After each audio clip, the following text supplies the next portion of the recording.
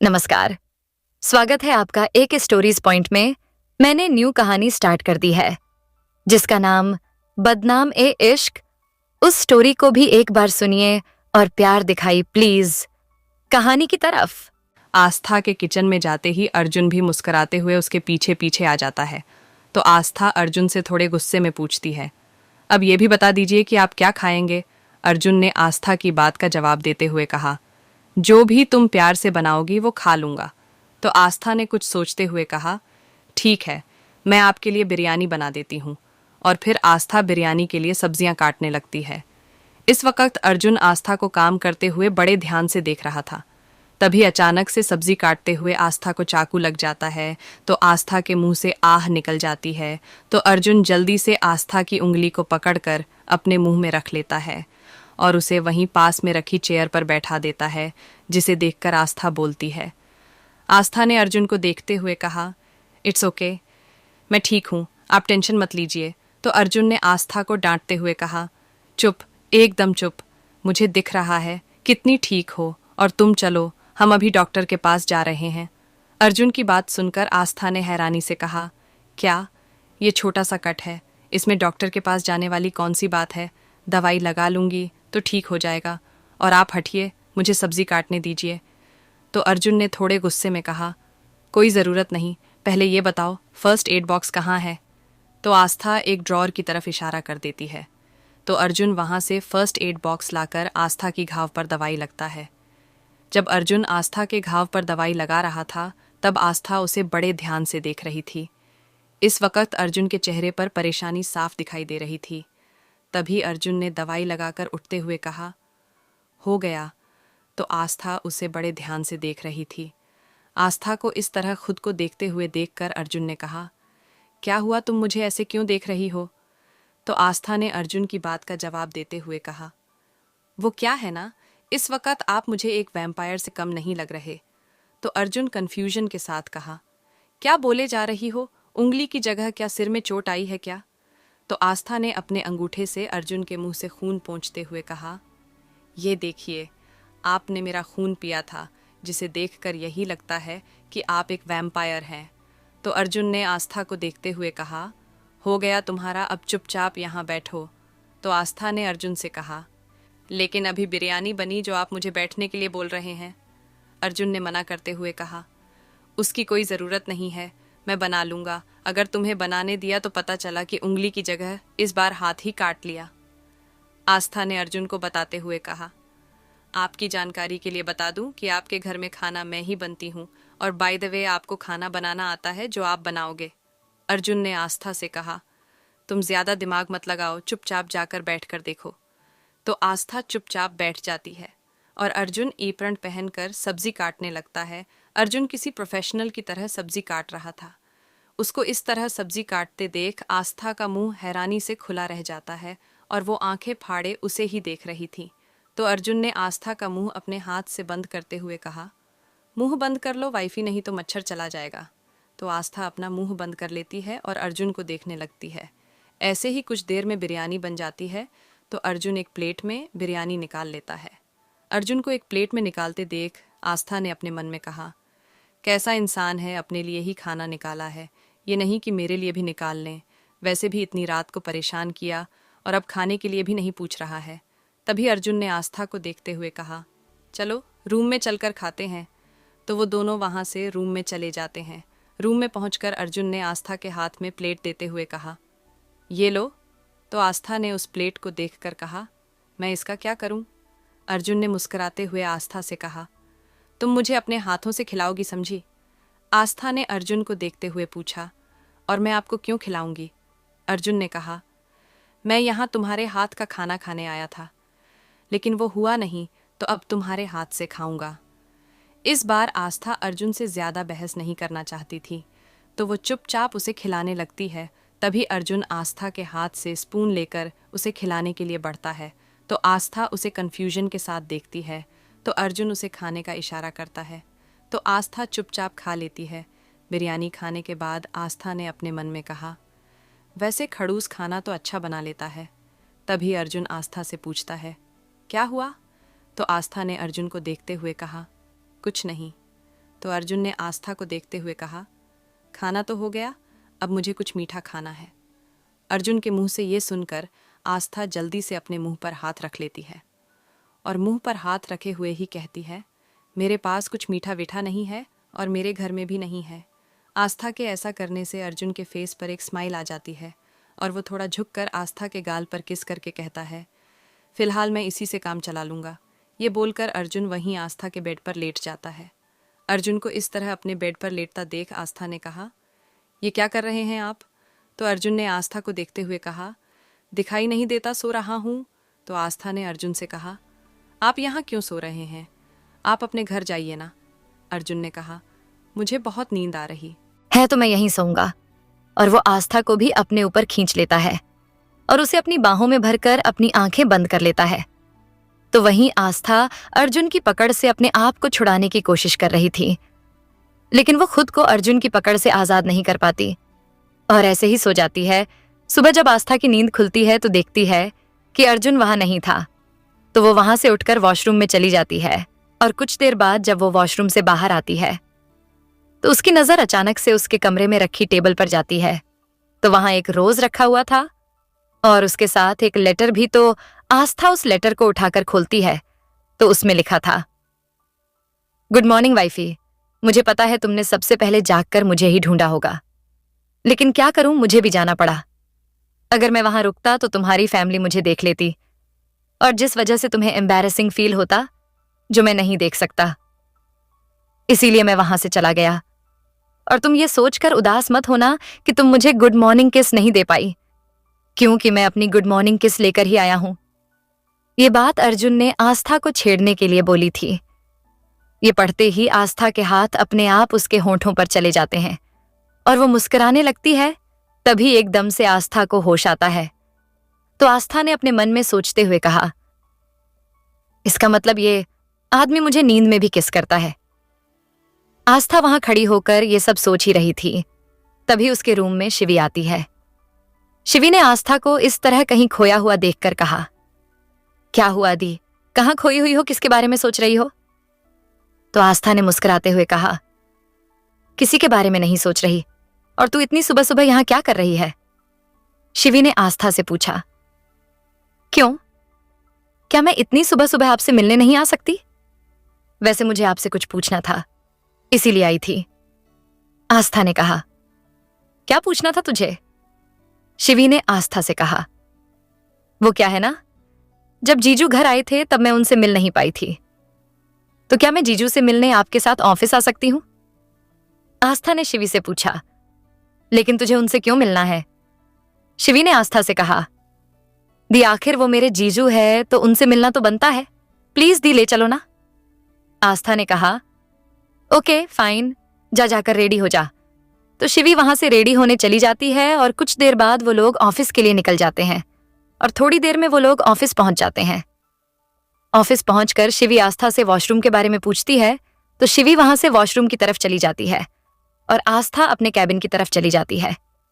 जब शिवी वॉशरूम से बाहर आ रही थी तभी वो किसी से टकरा जाती है। जब शिवी उस इंसान से टकराती है तो उसका बैलेंस बिगड़ जाता है और वो गिरने लगती है। तो डर की वजह से अपनी आंखें बंद कर लेती है, लेकिन एक मजबूत हाथ उसकी कमर से पकड़ लेता है। जब शिवी को महसूस होता है कि वो गिरी नहीं है तो वो अपनी आंखें खोलती है। जब शिवी अपनी आंखें खोलकर देखती है तो सामने एक हैंडसम सा चेहरा था जो उसे देखकर मुस्कुरा रहा था। तो एक पल के लिए उसे देखती ही रह जाती है। तभी शिवी का फोन रिंग करता तो वो अपने सेंस में वापस आती है। तो शिवी ने उस इंसान को देखकर कहा, आई एम सॉरी, वो मैंने आपको देखा नहीं। तो उसने इंसान मुस्कुराते हुए कहा, इट्स ओके, वैसे भी इतने हैंडसम फेस को देखकर कोई भी लड़की फिसल ही जाएगी।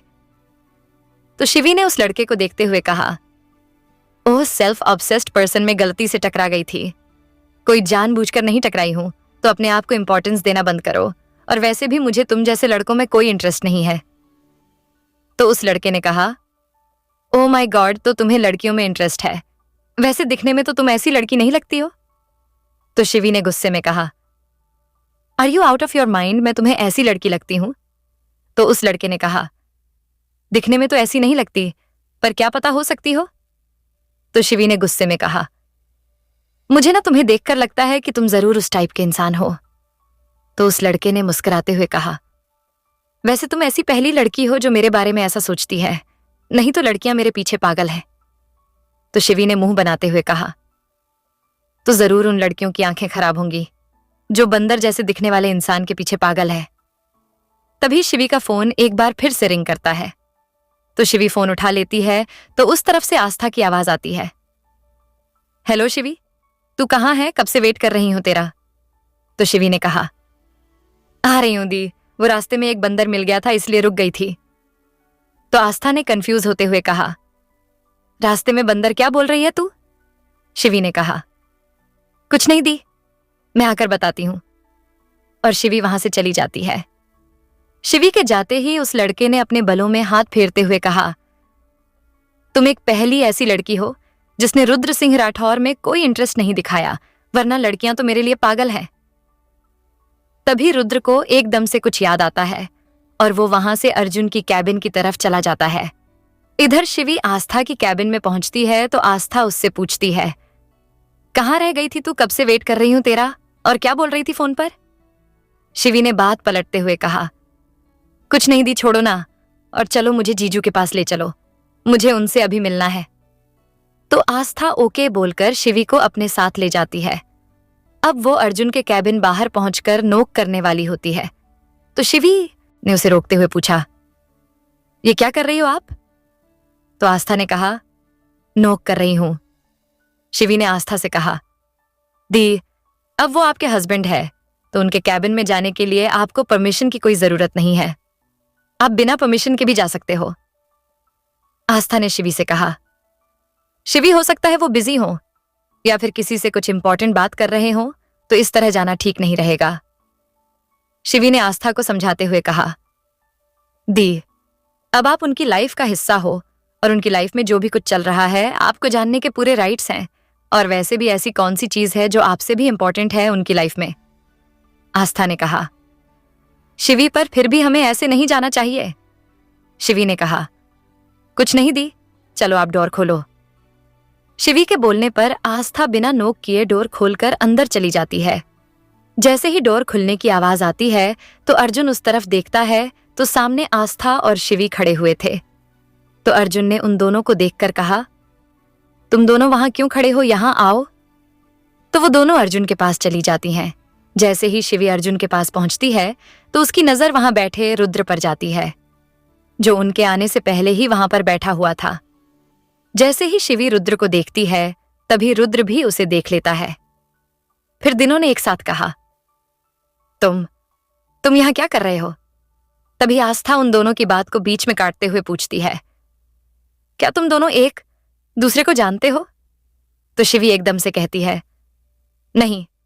और रुद्र ने कहा, हाँ। उन दोनों को ऐसे अलग अलग जवाब देता देखकर आस्था कंफ्यूज हो जाती है और कंफ्यूजन के साथ पूछती है, एक मिनट शिवी, तू बोल रही है कि तू रुद्र को नहीं जानती और रुद्र बोल रहा है कि वो तुझे जानता है। तभी रुद्र ने आस्था से कहा, भाभी, वैसे हम दोनों एक दूसरे को नहीं जानते, लेकिन थोड़ी देर पहले ये मुझसे टकरा गई थी। तभी शिवी एकदम से कहती है, गलती से टकरा गई थी। रुद्र ने शिवी को देखकर कहा, हाँ, थोड़ी देर पहले ये मुझसे गलती से टकरा गई थी। रुद्र गलती वर्ड थोड़ा लाउडली बोलता है। तभी अर्जुन शिवी से पूछता है, क्या हुआ शिवी, तुम यहां क्यों आई हो, कुछ काम था क्या? तो शिवी ने अर्जुन को देखते हुए कहा, वो क्या है ना, जब कल आप घर आए थे तब मैं आपसे मिल नहीं पाई थी तो मैं दी के साथ आपसे मिलने आई हूं। वैसे भी अब मुझे दी से भी मिलने ही आना पड़ेगा, क्योंकि अब तो वो आपके साथ आपके घर में ही रहेंगी ना। वो दोनों एक दूसरे से बात करने लगते हैं तो आस्था वहां से जाने लगती है। तो अर्जुन आस्था को रोकते हुए पूछता है, क्या हुआ, तुम कहां जा रही हो? आस्था ने कहा, मैं अपने कैबिन में जा रही हूं, क्योंकि मुझे बहुत काम है।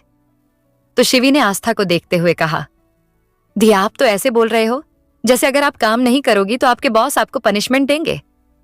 अरे यार, जब आपके पति ही खुद बॉस है तो आप काम की टेंशन क्यों ले रही हो? जब शिवी ये बोल रही थी तब आस्था अर्जुन को घूर कर देख रही थी। तो आस्था मन मारकर वहीं बैठ जाती है और जब वो लोग बात कर रहे थे तभी अचानक से डोर खुलने की आवाज आती है। डोर खुलने की आवाज से आस्था एकदम से खड़ी हो जाती है और डोर की तरफ देखती है तो सामने सनाया खड़ी थी। सनाया को इस तरह बिना नोक किए अंदर आते देख शिवी को बहुत गुस्सा आता है। इससे पहले शिवी कुछ बोलती तब तक सनाया उन लोगों के पास आकर खड़ी हो जाती है और फिर सनाया ने अर्जुन को देखते हुए कहा, हे अर्जुन, कैसे हो? और आजकल तो पता नहीं तुम कहाँ रहते हो। तभी शिवी ने सनाया को उल्टा जवाब देते हुए कहा, ऑफ कोर्स वो अपने घर पर ही रहते हैं, जंगल में तो रहने जाएंगे नहीं। शिवी के इस तरह बोलने पर सनाया को गुस्सा आता है और वहीं रुद्र को हंसी आ जाती है। तो आस्था शिवी को चुप कराने के लिए उसका हाथ पकड़ लेती है और कहती है, शिवी, अब तुझे घर जाना चाहिए, पापा वेट कर रहे होंगे। तभी रुद्र ने भी अर्जुन से कहा, ओक भाई, अब मैं भी चलता हूं, मुझे कुछ काम है तो हम बाद में मिलते हैं। तो अर्जुन ने रुद्र से कहा, तू जा ही रहा है तो तू शिवी को भी ड्रॉप कर देना। इससे पहले शिवी कुछ बोलती, रुद्र ने मुस्कुराते हुए कहा, या श्योर भाई, मैं छोड़ दूंगा।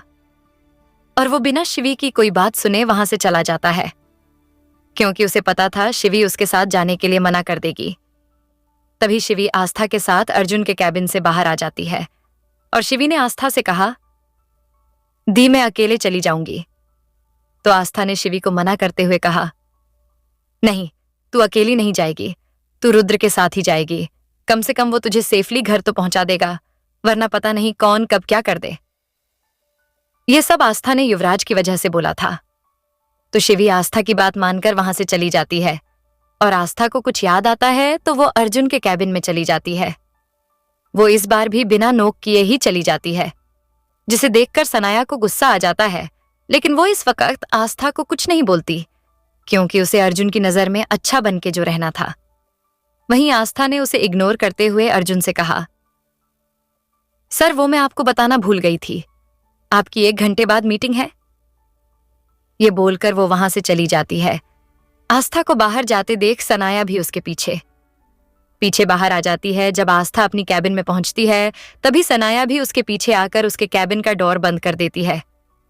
दरवाजा बंद होने की आवाज से जब आस्था पीछे देखती है तो सामने सनाया गुस्से में खड़ी उसे घूरे जा रही थी। सनाया को अपने सामने गुस्से में खड़ा देखकर आस्था उसे इग्नोर करते हुए अपनी चेयर पर बैठ जाती है।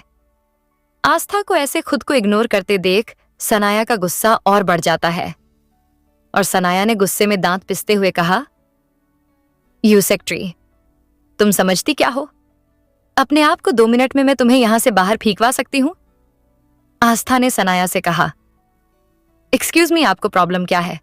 मुझसे जो बार बार ऐसे मुझ पर गुस्सा करती हैं। सनाया ने गुस्से में कहा, मुझे तुमसे कोई प्रॉब्लम नहीं है, लेकिन तुम्हारे अर्जुन के आगे पीछे घूमने से प्रॉब्लम है। मैं तुम्हें फर्स्ट और लास्ट वार्निंग दे रही हूं, अर्जुन से दूर रहो वरना मुझसे बुरा कोई नहीं होगा। आस्था ने सनाया से पूछा, अगर मैं ये बोलूं कि मैं उनसे दूर नहीं रहूंगी तो क्या कर लोगी तुम? सनाया ने आस्था को धमकाते हुए कहा, तो मैं तुम्हारा वो हाल करूंगी जो तुम सपने में भी नहीं सोच सकती, क्योंकि अर्जुन सिर्फ मेरा है और मैं किसी भी लड़की को उसके पास भी बर्दाश्त नहीं करूंगी। आस्था ने सनाया को टोंट मारते हुए कहा, सपने देखना अच्छी बात है, पर ऐसे सपने नहीं देखने चाहिए जो कभी पूरे ही ना हो। और प्लीज अभी आप यहां से जाइए, क्योंकि इस वक्त मैं बहुत बिजी हूं, आपकी तरह फ्री नहीं जो जब चाहे जहां चाहे मुंह उठाकर चली जाती हो। आस्था के ऐसा बोलने पर सनाया को बहुत गुस्सा आता है और वो वहां से गुस्से में पैर पटकते हुए चली जाती है। वो इस वक्त आस्था से कुछ नहीं कहती, लेकिन मन ही मन सोचती है, अब मुझे इस आस्था को अर्जुन से हमेशा के लिए दूर करने का कोई प्लान बनाना पड़ेगा। सनाया के जाने के बाद आस्था अपनी चेयर पर बैठकर काम करने लगती है। तभी उसके रूम में तनु आती है। तनु को देखकर कहा, अरे तनु, तू आना बैठ। तभी तनु ने आस्था से कहा, मैं यहाँ बैठने नहीं आई हूँ, मैं तुझे यहाँ ये बताने आई हूँ कि जीजू ने अभी जिस लड़की के साथ एक प्रोजेक्ट साइन किया था ना, क्या नाम था उसका? हाँ, टीना। वो टीना आई है जिसे देखने से ये लग रहा था कि वो यहाँ ऑफिस के काम से नहीं आई, बल्कि जीजू को रिझाने आई है। आस्था ने तनु से कहा, तनु, क्या बकवास कर रही है तू?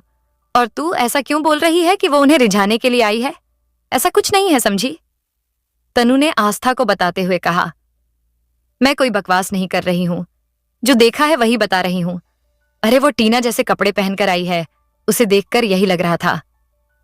अरे उसके कपड़े ऐसे थे जो शुरू होने से पहले ही खत्म हो गए थे। अब जब वो ऐसे कपड़े पहनकर आएगी तो किसी भी लड़के की नीयत फिसल जाएगी ना। और जीजू कोई सन्यासी नहीं है ना, तो उनके साथ भी ऐसा हो सकता है जैसा बाहर खड़े लड़कों के साथ हो रहा था, क्योंकि वो लोग उसे ऐसे देख रहे थे कि उससे सुंदर कोई है ही नहीं। आस्था ने तनु से कहा, तनु ऐसा कुछ नहीं है, और प्लीज ये फालतू की बातें करके मेरा दिमाग खराब मत कर और मुझे काम करने दे। तनु ने हैरान होते हुए कहा, क्या तुझे ये सब बकवास बातें लग रही हैं? कैसी बीवी है तू, जिसके पति पर कोई दूसरी लड़की डोरे डाल रही है और तुझे कोई फर्क ही नहीं पड़ता। आस्था ने ऊपर देखते हुए कहा, हे भगवान, एक तो ये लड़की मेरा दिमाग खा रही है और ऊपर से इन लड़कियों को मेरे पति के अलावा कोई और नहीं मिलता। जब देखो तब आ जाती है मुंह उठाकर। तनु ने आस्था से कहा, भगवान से बाद में बात करना, पहले जा उस चुड़ैल को अपने पति के पास से भगा। आस्था ने तनु से पूछा, मैं कैसे भगाऊंगी उसे, अगर वो नाराज हो गए तो? तनु ने आस्था को समझाते हुए कहा, ऐसे कैसे नाराज हो जाएगी तू? कुछ ऐसा करना जिससे जीजू नाराज भी ना हो और चुड़ैल अपने आप भाग जाए। अब जा जल्दी। तो आस्था वहां से चली जाती है। इधर रुद्र शिवी को लेकर घर जा रहा था। रुद्र शिवी से बात करने की कोशिश कर रहा था, लेकिन शिवी उसे इग्नोर कर रही थी। तभी रुद्र ने शिवी से कहा, क्या हुआ, तुम मुझे ऐसे इग्नोर क्यों कर रही हो? वैसे आज तक मुझे किसी ने ऐसे इग्नोर नहीं किया है। लड़कियां मुझसे बात करने के लिए मरी जाती है और तुम मुझे इग्नोर कर रही हो। तो शिवी रुद्र की बात का जवाब देते हुए कहा, मुझे लगता है जो भी लड़की तुमसे बात करती होगी ना, उसका IQ लेवल 0 ही होगा, क्योंकि तुमसे जो बात करेगा उसका IQ लेवल 0 ही होगा। तो रुद्र ने कहा, ओ, तो तुम्हें लगता है कि मेरा IQ लेवल 0 है? शिवी ने रुद्र को देखते हुए कहा, इसमें लगना क्या है, जो सच है मैं तो वही बता रही हूं, और वैसे भी मुझे तुमसे बात करने में कोई इंटरेस्ट नहीं है। तो चुपचाप ड्राइविंग पर ध्यान दो, क्योंकि मुझे मरने की इतनी जल्दी नहीं है। तो रुद्र ने एटीट्यूड से कहा, डोंट वरी, रुद्र के होते हुए तुम्हें डरने की कोई जरूरत नहीं है। शिवी ने रुद्र को ताना मारते हुए कहा, इसी बात का तो डर है कि तुम हो, अगर तुम्हारी जगह कोई और होता तो शायद डर नहीं लगता। दूसरी तरफ जब आस्था अर्जुन के कैबिन में पहुंचती है तो देखती है कि टीना अर्जुन के सामने बैठकर कुछ बात कर रही थी और वहीं अर्जुन किसी फाइल को देखने में बिजी था। तभी आस्था बिना कुछ सोचे समझे अर्जुन के पास चली जाती है और बिना वक्त गंवाए अर्जुन के फेस को पकड़कर उसके गाल पर किस कर देती है। ये देखकर वहां बैठी टीना गुस्से में आग बबूला हो जाती है और अर्जुन तो जैसे शॉक में चला जाता है और शॉकिंग एक्सप्रेशन के साथ आस्था को देखता है। तो आस्था उसे देखकर मुस्कुरा रही थी, इससे पहले अर्जुन कुछ बोलता। तभी आस्था ने मुस्कुराते हुए कहा, क्या हुआ बेबी, तुम मुझे मिस कर रहे थे? ये बोलकर आस्था ने अर्जुन को एक और शॉक दे दिया था। तो वहीं ये सब सुनकर टीना ने गुस्से में कहा, तुम ये क्या कर रही हो, तुम्हें दिखाई नहीं देता कि हम काम कर रहे हैं? तो आस्था ने टीना को देखते हुए कहा, मैंने क्या किया है, मैं तो अपना काम कर रही हूं। तो टीना ने गुस्से में कहा, क्या? तो ये तुम्हारा काम है अपने बॉस के साथ फ्लर्ट करना? टीना की बात सुनकर आस्था ने मुस्कुराते हुए कहा, मैं कोई फ्लर्ट नहीं कर रही। तुम जो हरकतें कर रही थी उसे फ्लर्ट कहते हैं, और बेहतर होगा कि तुम ये अपनी हरकतें बंद कर दो, नहीं तो मैं तुम्हें किसी से भी फ्लर्ट करने लायक नहीं छोड़ूंगी। आस्था के इस तरह के बिहेवियर को देखकर अर्जुन मन ही मन काफी खुश हो रहा था और वहीं टीना का गुस्से में बुरा हाल हो रहा था और वो इस वक्त आस्था को कुछ बोल भी नहीं सकती थी, क्योंकि जब अर्जुन को ही आस्था के किस करने से कोई ऑब्जेक्शन नहीं था तो वो बोल भी क्या सकती थी। और वो गुस्से में वहां से पैर पटकते हुए चली जाती है। जब वो बाहर आती है तो अमन से टकरा जाती है। तो अमन ने उसे देखकर कहा, क्या हुआ मिस कपूर, आप इतने गुस्से में क्यों हैं? क्या अर्जुन ने कुछ बोला है? टीना ने गुस्से में कहा, यही तो प्रॉब्लम है कि वो उससे कुछ बोलता नहीं है। टीना के ऐसा बोलने पर अमन उससे पूछता है, आप किसके बारे में बात कर रही हैं? मुझे कुछ समझ नहीं आ रहा, साफ साफ बोलिए ना। टीना ने गुस्से में कहा, बेहतर होगा तुम खुद अपने बॉस से जाकर पूछो।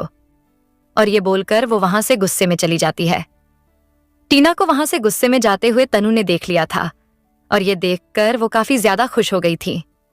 वहीं टीना के जाने के बाद आस्था ने खुश होते हुए खुद को शाबाशी देते हुए कहा, वेरी गुड आस्था, आखिर तूने उस चुड़ैल को यहां से भगा ही दिया। तभी अर्जुन पीछे से आकर आस्था को पकड़ लेता है और उसके कान में कहता है, ये तुम क्या कर रही थी अभी, और तुमने टीना को यहां से क्यों भगा दिया? अर्जुन के ऐसा करने से आस्था की धड़कनें तेज होने लगती हैं और आस्था ने हकलाते हुए कहा, मैंने नहीं भगाया है उसे, वो खुद चली गई और मैं क्यों भगाऊंगी उसे? तो अर्जुन ने कहा, अच्छा, तो तुमने नहीं भगाया है, लेकिन अभी जो तुमने थोड़ी देर पहले किया उसका क्या? आस्था ने अनजान बनते हुए कहा, मैंने क्या किया है? तो अर्जुन ने आस्था को अपनी तरफ पलटकर कहा, ओ, तो तुम्हें नहीं पता कि तुमने क्या किया है? चलो कोई बात नहीं, मैं ही तुम्हें बता देता हूं कि तुमने अभी क्या किया था। ये बोलकर अर्जुन आस्था के करीब बढ़ने लगता है। अब आस्था को अपनी की गई हरकत पर गुस्सा आ रहा था। आस्था ने अपने मन में सोचते हुए खुद से कहा, क्या जरूरत थी मुझे इन्हें किस करने की? अब ये मुझे इतनी आसानी से नहीं जाने देंगे। आस्था ये सब सोच ही रही थी, तब तक अर्जुन अपने होठों को आस्था के होठों पर रख देता है और किस करने लगता है। अर्जुन के किस करने से आस्था अपनी आंखें बंद कर लेती है। इस बार उसने अर्जुन को खुद से दूर नहीं किया था, बस अपनी आंखों को बंद किए हुए खड़ी थी। आस्था के कुछ रिएक्ट ना करने पर अर्जुन मन ही मन काफी खुश होता है। वहीं जब टीना वहां से चली गई थी, तब अमन अर्जुन की कैबिन की तरफ जा रहा था। तो तनु ने उसे रोकते हुए कहा, 1 मिनट, तुम अभी अंदर नहीं जा सकते। तनु के इस तरह रोकने पर अमन उससे पूछता है, क्यों, मैं अंदर क्यों नहीं जा सकता? तो तनु ने कहा, क्यों कि मैं बोल रही हूं इसलिए। अमन ने तनु से लड़ते हुए कहा, ओ रियली, अब मुझे अंदर जाने के लिए तुमसे परमिशन लेनी पड़ेगी। और वो इसी तरह लड़ते हुए अर्जुन की कैबिन का डोर खोल देता है और जब डोर खोलकर अंदर देखता है, हैरान रह जाता है और तुरंत दरवाजा बंद कर देता है। जब अमन ने डोर खोला था, तब तनु ने भी अंदर का नजारा देख लिया था। तो तनु ने गुस्से में अमन से कहा, मैंने बोला था ना कि अंदर मत जाओ, लेकिन तुमने मेरी बात नहीं मानी। वहीं डोर खुलने की आवाज से अर्जुन आस्था को छोड़ देता है और आस्था अर्जुन से खुद को छुड़ाकर वहां से भाग जाती है। इस वक्त अर्जुन को उस इंसान पर बहुत गुस्सा आ रहा था जिसने उसके इतने प्यारे मोमेंट को स्पॉइल कर दिया था।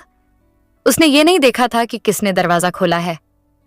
वहीं आस्था जब वहां से बाहर जा रही थी, तो उसे बाहर अमन और तनु खड़े मिल जाते हैं, जिन्हें देखकर वो ये तो समझ गई थी कि दरवाजा इन दोनों में से ही किसी ने खोला था, जिससे उसे और ज्यादा शर्म आ रही थी। तभी अमन ने आस्था से कहा, आई एम सॉरी भाभी। तो आस्था बिना कुछ बोले वहां से चली जाती है। इस वक्त आस्था का फेस शर्म की वजह से सेब की तरह लाल हो गया था।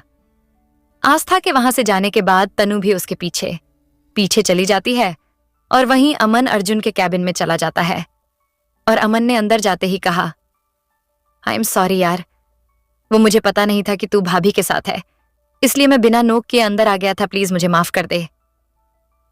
अमन देख सकता था कि इस वक्त अर्जुन को काफी गुस्सा आ रहा था और आए भी क्यों ना, उसने उसके इतने प्यारे मोमेंट को जो खराब कर दिया था और इसकी सजा उसे मिलने वाली थी। तभी अर्जुन ने गुस्से में कहा, मुझे पिछले 3 महीने की अकाउंट की सारी फाइल रेडी चाहिए, वो भी 2 दिन में, इज दैट क्लियर? तभी अमन ने रोनी सी शक्ल बनाकर कहा, यार ये काम 2 दिन का नहीं, 2 हफ्तों का है और तू मुझे 2 दिन में कंप्लीट करने के लिए बोल रहा है।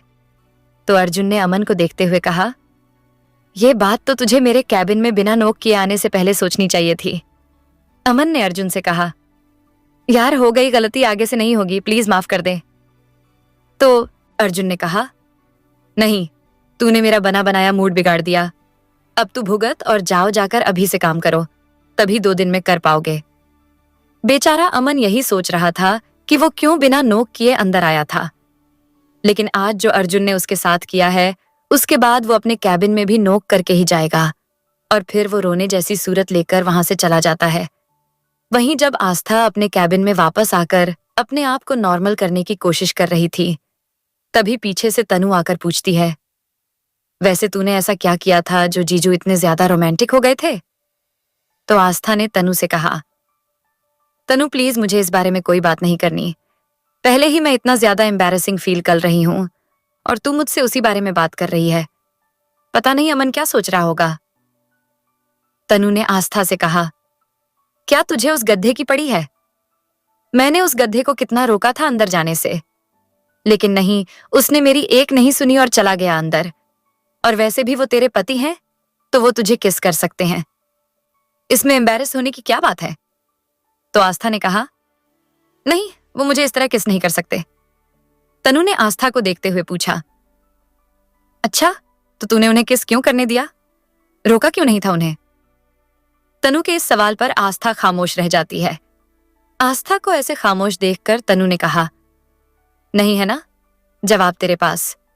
आस्था, एक बार अपने दिल से पूछकर देख कि क्यों नहीं रोक पाई तू। जीजू को जवाब तुझे मिल जाएगा। अच्छा चल, अब मैं जाती हूं, मुझे कुछ काम है, तुझसे बाद में बात करती हूं। और ये बोलकर तनु वहां से चली जाती है और आस्था वहां बैठकर कुछ सोचने लगती है। आस्था अपने कैबिन में बैठकर कुछ सोच रही थी। तभी अर्जुन उसके कैबिन में आता है, जिसे देखकर आस्था अपनी चेयर से खड़ी हो जाती है। तो अर्जुन उसे बैठने के लिए बोलता है और खुद उसके पास जाकर खड़ा हो जाता है और कहता है, मुझे कुछ पेपर चाहिए जो शायद गलती से तुम्हारे पास आ गए हैं। और वो वहीं आस्था की टेबल पर रखे पेपर्स को देखने लगता है। अर्जुन जब पेपर्स देख रहा था तब वो आस्था के काफी करीब था। इस वक्त अर्जुन का साइड फेस आस्था के सामने था और आस्था बड़े ध्यान से उसे देख रही थी और अर्जुन की खुशबू में खो सी रही थी। और फिर वो अपनी आंखें बंद करके अर्जुन की खुशबू को अपने अंदर समेट रही थी और फिर वो उसी तरह आंखों को बंद किए हुए ही उसके करीब जाने लगती है।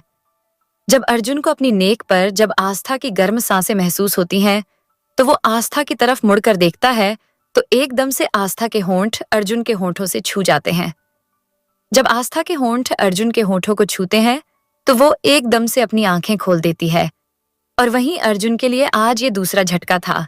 इससे पहले वो कुछ रिएक्ट करता तभी उसका फोन बजने लगता है। तो वो आस्था से दूर होकर अपना फोन देखता है तो उसके फोन पर दादी का फोन आ रहा था। तो आस्था से अलग होकर फोन को पिक कर लेता है। तभी उसे दादी की आवाज आती है। दादी ने अर्जुन से कहा, हमने जो आपको जो वक्त दिया था वो लगभग पूरा हो गया है, तो हम उम्मीद करते हैं कि आपने उस बारे में कुछ सोचा होगा। नहीं तो हमें ही कुछ करना पड़ेगा। याद रखिए, अगर हमने आपकी जिंदगी का फैसला लिया तो आप उसे मानने से इनकार नहीं कर पाएंगे। ये बोलकर दादी फोन काट देती हैं। दादी की बात सुनकर अर्जुन वहां से चला जाता है। अर्जुन के जाने के बाद आस्था ने अपनी चेयर पर बैठकर अपने आप से कहा, आज तुझे क्या हो गया है आस्था? तू कैसी हरकतें कर रही है? कहीं तनु जो बोल रही थी वो सच तो नहीं है? कहीं तू सर से सच में प्यार तो नहीं करने लगी? नहीं, ऐसा कुछ नहीं है। तू ये सब सोचना बंद कर और अपने काम पर ध्यान दे। वहीं दूसरी तरफ अर्जुन अपने कैबिन में बैठकर सोचता है, अब क्या करूं? आस्था तो मानने वाली है नहीं और दादी मेरी शादी के पीछे ही पड़ गई हैं। अब किसी भी तरह आस्था को मनाना पड़ेगा, नहीं तो प्रॉब्लम हो जाएगी। उधर रुद्र शिवी को उसके घर तक ड्रॉप कर देता है तो शिवी बिना रुद्र की तरफ देखे और बिना थैंक्स बोले चुपचाप गाड़ी से उतर जाती है। ये देखकर रुद्र भी शिवी के साथ ही गाड़ी से उतर जाता है और उसके पीछे पीछे जाते हुए कहता है, कैसी लड़की हो यार तुम? मैंने तुम्हें तुम्हारे घर तक छोड़ा है और तुम मुझे अपने घर के अंदर बुलाकर एक गिलास पानी के लिए भी नहीं पूछ रही हो। तो शिवी ने कहा, वो क्या है ना, मैं अजनबियों को अपने घर के अंदर नहीं बुलाती। रुद्र ने कहा, अच्छा ठीक है, एक गिलास पानी का नहीं पूछ रही हो, कम से कम थैंक्स तो बोल ही सकती हो। शिवी ने रुद्र को घूरते हुए कहा, किस बात के लिए तुमने मेरा गाड़ी में दिमाग खाया? उस बात के लिए? या फिर तुमने आज जो मेरी तारीफ की थी उस बात के लिए? बोलो, किस बात के लिए मैं तुम्हें थैंक्स बोलूं? इससे पहले रुद्र कुछ बोल पता तब तक शिवी के घर का दरवाजा खुल जाता है और मनोज जी बाहर आ जाते हैं। मनोज जी ने शिवी को इस तरह किसी से बात करते हुए देखकर कहा, शिवी, तू किससे बात कर रही है? काफी देर से मुझे अंदर आवाज आ रही थी तो मैं देखने चला आया। फिर मनोज जी ने रुद्र को देखकर कहा, और ये कौन है? तभी रुद्र ने मनोज जी से हाथ जोड़कर कहा, नमस्ते अंकल। तो मनोज जी भी उसे नमस्ते बोलते हैं और फिर पूछते हैं, बेटा तुम कौन हो? मैं तुम्हें नहीं जानता। तभी रुद्र ने मुस्कुराते हुए कहा, अंकल, वो मैं आस्था भाभी का प्यारा सा देवर हूं। तो मनोज जी ने कहा, ओह, तो तुम अर्जुन के भाई हो बेटा? तुम बाहर क्यों खड़े हो? आओ अंदर आओ। तो रुद्र मनोज जी के साथ अंदर चला जाता है। उसको अंदर जाते देख शिवी अपना मुंह बना लेती है और फिर वो भी अंदर चली जाती है। वहीं अर्जुन अपनी कैबिन में बैठकर अपने लैपटॉप पर कुछ काम कर रहा था। तभी अर्जुन के कैबिन पर कोई नोक करता है तो अर्जुन उसे अंदर आने के लिए बोलता है।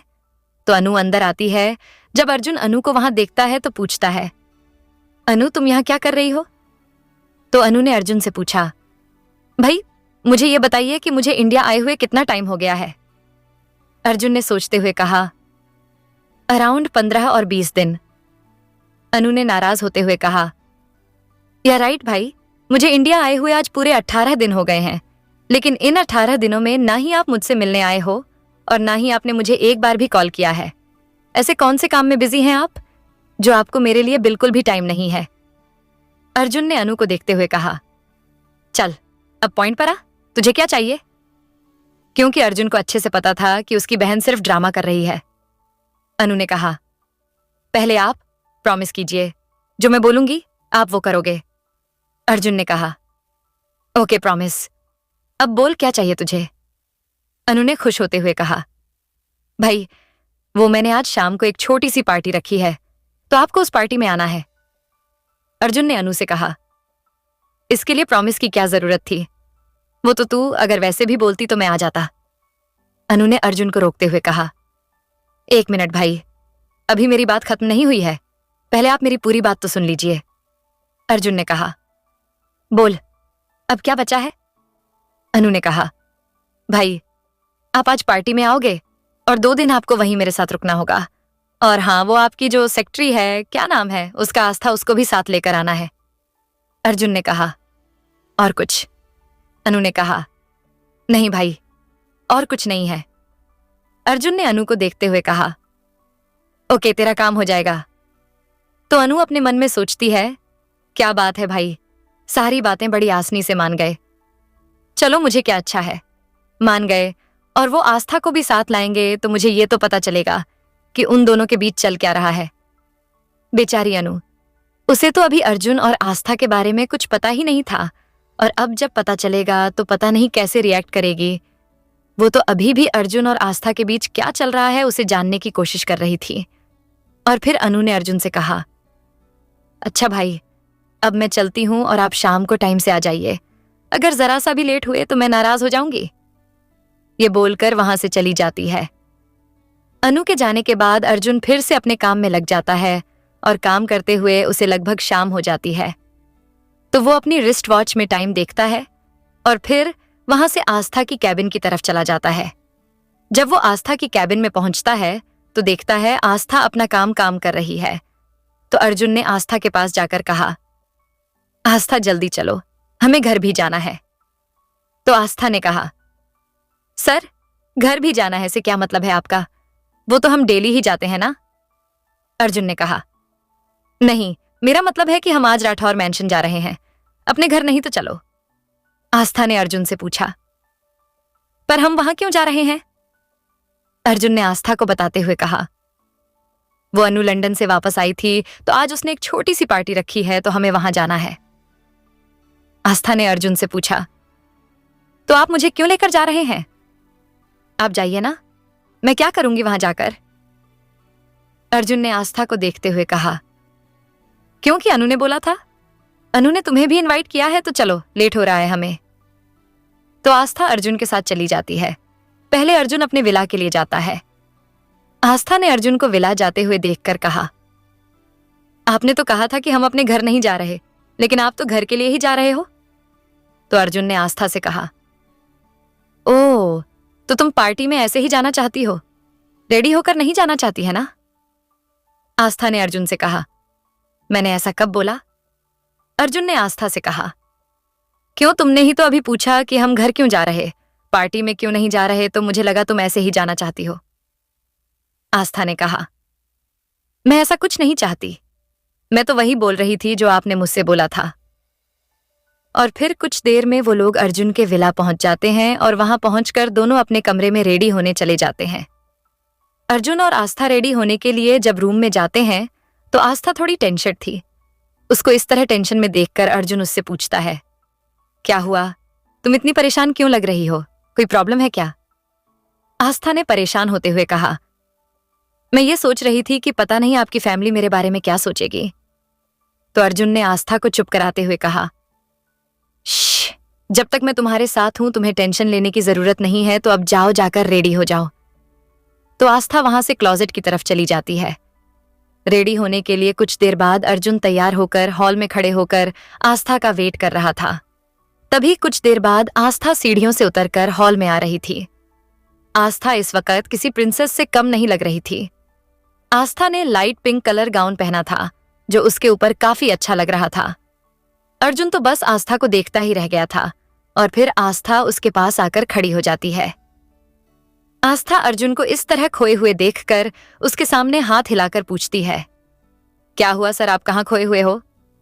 आस्था के ऐसा करने से अर्जुन अपने सेंस में वापस आ जाता है और फिर आस्था को लेकर वहां सिराठौर मैंशन के लिए निकल जाता है। आस्था को काफी घबराहट हो रही थी क्योंकि वो आज से पहले अर्जुन की फैमिली में रुद्र के अलावा किसी से नहीं मिली थी और आज वो अचानक उसकी पूरी फैमिली से मिलने वाली थी। इधर रुद्र शिवी के घर से अपने घर पहुंच जाता है तो अन्नू खुशी से उछलते हुए रुद्र के गले लग जाती है। रुद्र अन्नू को इतना खुश देखकर पूछता है, क्या हुआ छोटी, तू इतनी खुश क्यों है? तो अन्नू ने खुश होते हुए कहा, भाई जो बात मैं आपको बताऊंगी उसे सुनकर आप भी खुश हो जाओगे। तो रुद्र अन्नू से पूछता है, ऐसी कौन सी बात है जिसे सुनकर मैं भी खुश हो जाऊंगा? तो अन्नू ने रुद्र से खुश होते हुए कहा, भाई मैं ना भाई से मिलने गई थी आज की पार्टी में बुलाने के लिए और वहां जाकर मैंने थोड़ा ड्रामा किया और भाई को यहां रुकने के लिए मना लिया और आज की पार्टी में मैंने उन्हें आस्था को भी साथ लाने के लिए बोला था और आपको पता, भाई मान गए आज तक तो वो किसी लड़की को अपने साथ लेकर नहीं आए, लेकिन आज वो पहली बार किसी लड़की को अपने साथ लेकर आ रहे हैं। अनु की बात सुनकर रुद्र ने अपने आप से कहा, अरे मेरी प्यारी बहना, अगर तू उन्हें भाभी को साथ लाने के लिए नहीं बोलती तब भी वो लेकर ही आते। अब तुझे कैसे बताऊं कि भाई ने उनसे शादी कर ली है। अगर ये बात गलती से भी मेरे मुंह से निकल गई तो पता नहीं भाई मेरे साथ क्या करेंगे, इसलिए मैं चाहकर भी तुझे कुछ नहीं बता सकता और पता नहीं जब तुझे ये पता चलेगा तो तू कैसे रिएक्ट करेगी। रुद्र ये सब सोच ही रहा था, तभी अनु उससे पूछती है, क्या हुआ भाई, आप क्या सोच रहे हो? तो रुद्र ने कहा, कुछ नहीं, मैं ये सोच रहा था कि भाई मान कैसे गए। अनु ने रुद्र से कहा, भाई ये सब छोड़िए और जाइए, जाकर रेडी हो जाइए, गेस्ट अभी आते ही होंगे। तो रुद्र वहां से रेडी होने के लिए चला जाता है और अनु भी तैयार होने के लिए चली जाती है और फिर कुछ देर बाद पूरी राठौर फैमिली हॉल में आ जाती है और गेस्ट भी आना शुरू हो जाते हैं। तभी सनाया आकर अनु से गले मिलते हुए पूछती है, हे बेब कैसी हो? तो अनु ने फेक स्माइल के साथ कहा, अभी तक तो ठीक थी पर अब आप आ गई हैं तो कुछ कह नहीं सकते। अनु की बात सुनकर सनाया कंफ्यूजन के साथ पूछती है, क्या मतलब है तुम्हारा? तो रुद्र ने बात को संभालते हुए कहा, अरे सनाया, वो ये बोलना चाह रही है कि अब तुम आ गई हो तो अब सब ठीक है, नहीं तो तुम्हारे आने से पहले पार्टी में कोई रौनक ही नहीं थी और तुम दादी से मिली या नहीं? तो सनाया ने कहा, नहीं अभी नहीं। तो रुद्र उसे दादी से मिलने के लिए बोलता है और सनाया भी दादी से मिलने के लिए चली जाती है। जब सनाया दादी से मिलने के लिए जा रही थी तो सोचते हुए कहा, दादी से तो मिलना बनता है, आखिर वही तो है जिनकी वजह से मैं अर्जुन के करीब जा सकती हूं। और सनाया दादी के पास पहुंच जाती है। सनाया दादी के पास पहुंचकर उन्हें हाथ जोड़कर नमस्ते बोलती है तो दादी प्यार से उसके सिर पर हाथ रख देती हैं। वहीं सनाया के जाने के बाद रुद्र ने अनु से कहा, छोटी क्या कर रही थी तू? तू सनाया से इस तरह क्यों बात कर रही थी? तो अनु ने रुद्र से कहा, भाई आपको तो पता है ना कि वो मुझे बिल्कुल पसंद नहीं है। जब देखो तब अर्जुन भाई से चिपकती रहती है और आप उसे ऐसे ट्रीट करते हो जैसे वो कहीं की महारानी हो। तो रुद्र ने अनु से कहा, अरे वो हमारे बचपन की दोस्त है, हमारी फैमिली और उसकी फैमिली काफी टाइम से एक दूसरे को जानते हैं और वो हमारी गेस्ट है, तो तुम प्लीज अपने आप को कंट्रोल करना, कुछ गड़बड़ मत करना। अनु और रुद्र एक दूसरे से बात ही कर रहे थे, तभी अनु की नजर अर्जुन पर जाती है जो आस्था के साथ अंदर आ रहा था। तो अनु वहां से भागते हुए जाकर अर्जुन के पास पहुंच जाती है। तभी अनु की नजर आस्था पर जाती है तो अनु ने आस्था के सामने अपना हाथ बढ़ाते हुए कहा, हे आई एम अनुष्का। तो आस्था भी मुस्कुराकर अनु से हाथ मिलती है। अनु को आस्था काफी अच्छी लगी थी। वो आस्था की पर्सनैलिटी से पहली बार में ही इंप्रेस हो गई थी। फिर अनु अर्जुन का हाथ पकड़कर वहां से दादी के पास ले जाती है। दादी के पास पहुंचकर अनु ने कहा, दादी देखिए कौन आया है। तो दादी अर्जुन की तरफ देखती हैं और फिर दादी ने अनु से कहा, अनु बोल दीजिए इनसे, हमें इनसे कोई बात नहीं करनी। तभी दादी की नजर आस्था पर जाती है तो वो अनु से पूछती हैं, ये कौन है। तो अनु ने खुश होते हुए कहा, दादी ये आस्था है। तो आस्था दादी के पैर छूती है और दादी प्यार से आस्था के सिर पर प्यार से हाथ फेरती है, जिसे देखकर वहीं खड़ी सनाया अपना मुंह बना लेती है। दादी को आस्था काफी प्यारी और संस्कारी लगी थी। तो दादी आस्था से पूछती हैं, बेटा तुम्हारा पूरा नाम क्या है। इससे पहले कि आस्था कुछ बोलती सनाया बीच में ही कहती है, हाँ वैसे मैं भी तुमसे कभी नहीं पूछा कि तुम्हारे पति का क्या नाम है, क्योंकि तुम्हारे पति के नाम से ही तो तुम्हारा नाम पूरा होगा। सनाया के मुंह से आस्था के पति के बारे में सुनकर अनु को एक झटका सा लगता है और वो आस्था से पूछती है, क्या आपकी शादी हो गई है। तो आस्था एक बार अर्जुन की तरफ देखती है जो उसे ही देख रहा था और फिर अनु से कहती है, जी मेरी शादी हो गई है और मेरा नाम आस्था सिंह है। तभी उन लोगों के पास रुद्र ने आते हुए कहा, हे ब्यूटीफुल लेडीज, कैसी है आप सब और आप कैसी हैं भा। रुद्र के मुंह से बस इतना ही निकलता है। तब तक उसे याद आ जाता है कि वो क्या करने जा रहा था। रुद्र को इस तरह रुका देखकर अनु ने अपनी आंखें छोटी करते हुए कहा, क्या कहा था भाई आपने अभी बा। तो रुद्र ने बात पलटते हुए कहा, मैंने कुछ भी तो नहीं कहा, मैं तो ये बोल रहा था भा भाई आप यहां क्या कर रहे हो।